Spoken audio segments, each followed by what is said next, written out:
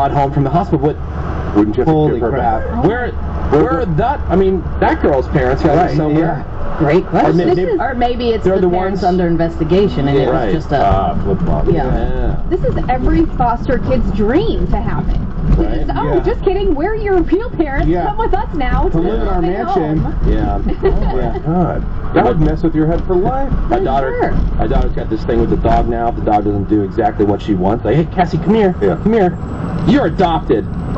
Oh, that's not very nice. Not nice. I'm like, oh, really? Like, your mom and I are her real parents? Are you right? Yeah. Your wife She shouldn't doesn't give care. birth. What? You're adopted. what his daughter takes after him.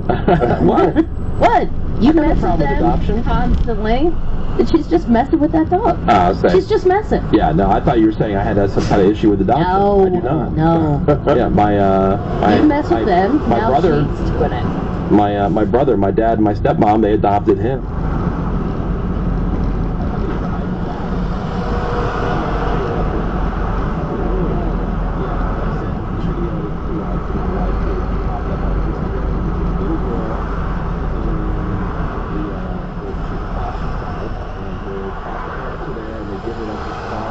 I was hoping.